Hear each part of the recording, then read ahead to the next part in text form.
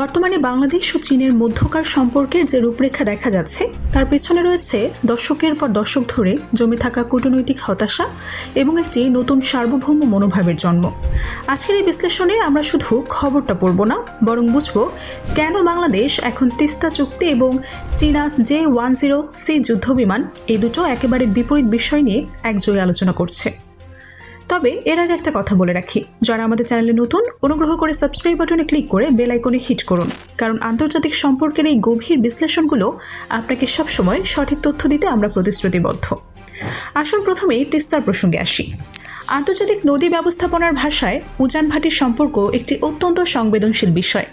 একটি ভাটি রাষ্ট্র হিসেবে বাংলাদেশের ন্যায্য অধিকার হলো নদীর প্রাকৃতিক প্রবাহ পাওয়া, কিন্তু ফারাক্কা থেকে শুরু করে তিস্তা পর্যন্ত বাংলাদেশের অভিজ্ঞতা কিন্তু ভিন্ন। শুষ্ক মৌসুমে পানি প্রত্যাহার করে উত্তরাঞ্চলকে মরুভূমিতে পরিণত করা হয়, আর বর্ষা মৌসুমে হঠাৎ করে সব কপাট খুলে দিয়ে বন্যার মতো পানি ছেড়ে দেওয়া হয়। এটি কোনো প্রাকৃতিক দুর্যোগ না, এটি হলো জল অস্ত্র বা ওয়াটার ওয়েপেনাইজেশন। এর এক ধ্রুবক প্রয়োগ। এর ফলাফল কি? ফসলের ব্যাপক ক্ষতি, নদীর নাব্যতা হ্রাস, চরজাগা এবং লবণাক্ততা বৃদ্ধি। একটি কৃষি নির্ভর অর্থনীতির জন্য এটি গভীর কৌশলগত আঘাত। যখন কূটনীতি পানি সংকট সমাধানে ব্যর্থ হয়, তখন একটি দেশ বিকল্প খোঁজে, আর এখানে চীনের ভূমিকা আসে।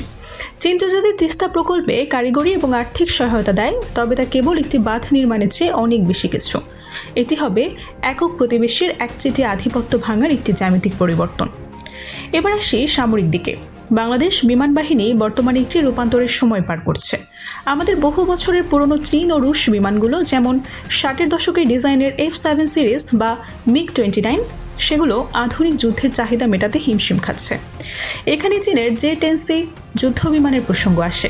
প্রায় 730 কোটি টাকা প্রতি ইউনিটে 20 থেকে 24টি বিমান কেনার পরিকল্পনা শুধু একটি ডিফেন্স ডিল না, এটি হলো 4.5 প্রজন্মের একটি মাল্টিরোল ফাইটার জেট, যার রয়েছে অ্যাডভান্স অ্যারোডাইনামিক্স, AESA রাডার এবং বিয়ন্ড ভিজুয়াল রেঞ্জ মিসাইল সক্ষমতা। সাম্প্রতিক ভারত পাকিস্তান সীমান্ত সংঘাতে পাকিস্তানের J-10C যুদ্ধ বিমানগুলো ভারতের অত্যাধুনিক রাফাল বিমানের সাথে টক্কর দেওয়ার যে চিত্র উপস্থাপন করেছে, তা সামরিক বিশ্লেষকদের জন্য বেশ তাৎপর্যপূর্ণ। বাংলাদেশ যদি এই বিমানগুলো হাতে পায়, তবে আকাশসীমা নিরাপত্তা বহুগুণ বৃদ্ধি পাবে। এর সাথে যদি পাকিস্তান থেকে JF-17 থান্ডার যোগ হয়, যা তুলনামূলক সস্তা, প্রায় 365 কোটি টাকা, এবং চীন পাকিস্তানের যৌথ প্রযুক্তির ফসল, তবে বাংলাদেশের হাতে এটি শক্তিশালী চীনা প্রযুক্তি ভিত্তিক অ্যারোস্পেস ইকোসিস্টেম তৈরি হবে। কিন্তু এখানে একটি গভীর মনোবিজ্ঞান কাজ করছে। বাংলাদেশকে আসলে যুদ্ধের জন্য এই বিমান কিনছে না, এই বিমান কেনার মূল উদ্দেশ্য হলো ডিটারেন্স বা প্রতিরোধ ক্ষমতা তৈরি করা। এটি প্রতিবেশীকে বোঝানোর জন্য একটি ভাষা যে বাংলাদেশ আর কোনোভাবেই সাময়িকভাবে দুর্বল বা অবজ্ঞার পাত্র না। এখন প্রশ্ন হলো, এই হঠাৎ কূটনৈতিক ও সামরিক পালাবদলের পেছনের মনোবৃত্তিক কারণটা কি? বাংলাদেশের সাধারণ মানুষের মনে যে ভারত বিরোধী অনুভূতি কাজ করে, তা কোনোদিন আকাশ থেকে পড়েনি। এটি একটি কাঠামোগত সমস্যার ফলাফল। 1971 সালে ভারতের ভূমিকা বাঙালি জাতি চিরশ্রদ্ধার সাথে স্মরণ করে, কিন্তু স্বাধীনতার পরবর্তী সময়ে ফারাক্কাবাদ, সীমান্তে নিরস্ত্র বাংলাদেশিদের হত্যা এবং সম্প্রতি পশ্চিমবঙ্গের কিছু রাজনীতিবিদদের বাংলাদেশের অখণ্ডতা নিয়ে আপত্তিকর মন্তব্য, এগুলো মিলে একটি বার্তা দেয়, আমরাই বড় ভাই, আমাদের শর্তেই তোমাদের বাঁচতে হবে। যখন একটি প্রতিবেশী রাষ্ট্র চোরাচালানের অভিযোগে একপাশে গরু পারাপারের অজুহাতে সীমান্তে গুলি ছুড়ে মানুষ খুন করে, অন্য পাশে ফেন্সিডিল বা মাদকদ্রব্যের মতো মারাত্মক চোরাচালান নীরবে অব্যাহত রাখে, তখন জনমনে ক্ষোভের জন্ম নেওয়াটাই স্বাভাবিক। এই ক্ষোভের বহিঃপ্রকাশ ঘটে সরকারি নীতিতে। যখন মানুষ দেখে যে ভারতের সাথে কূটনৈতিক আলোচনায় তিস্তার পানি ন্যায্য হিস আদায় হচ্ছে না, তখন তারা শত্রুর শত্রু বন্ধু এই সহজ সমীকরণে বিশ্বাস করতে শুরু করে। চীন বা পাকিস্তানের সাথে সম্পর্ক জোরদার করার পেছনে এই প্রতিবেশী হিসেবে ভারতের ব্যর্থতাই মূল চালিকা শক্তি। অনেকেই বলেন চীন শুধু ব্যবসা বোঝে, আবেগ বোঝে না। এটি একটি আংশিক সত্য। চীনের আন্তর্জাতিক সম্পর্ক চলে নিছক লাভ লোকসানের হিসাবে না, বরং দীর্ঘমেয়াদী ভূ রাজনৈতিক স্থিতিশীলতার উপর ভিত্তি করে। ইতিহাস খেয়াল করলে একটি আকর্ষণীয় তথ্য দেখতে পাবেন।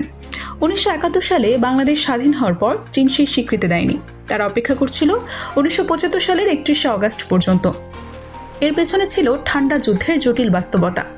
চীন পাকিস্তান ভারতের ত্রিমুখী সমীকরণ, কিন্তু 1975 সালের পর থেকে বিএনপি নেতৃত্বাধীন সরকারগুলোর সময় থেকে শুরু করে আজ পর্যন্ত চীন বাংলাদেশের জন্য একটি নির্ভরযোগ্য মিত্র হিসেবেই নিজেকে প্রতিষ্ঠিত করেছে।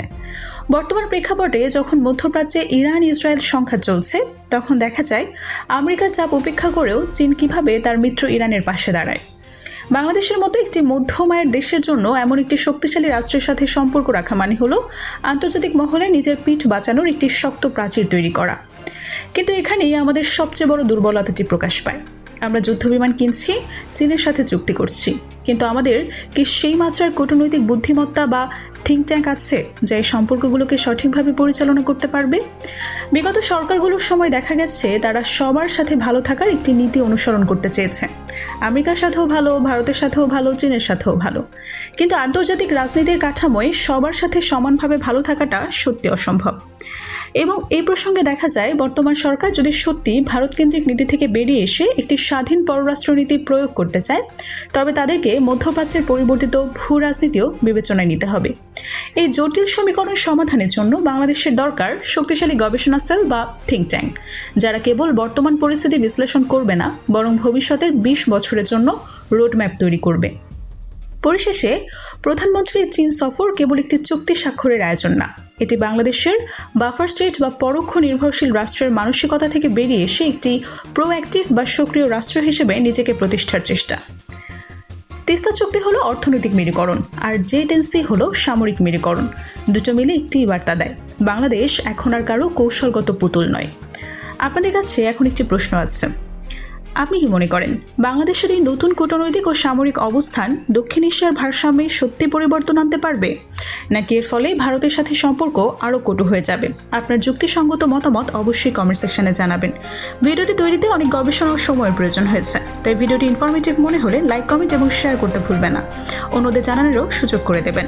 পরবর্তীতে ভূ রাজনৈতিক বিশ্লেষণে আবারও দেখা হবে। সবাই ভালো থাকবেন। ধন্যবাদ সঙ্গে থাকার জন্য।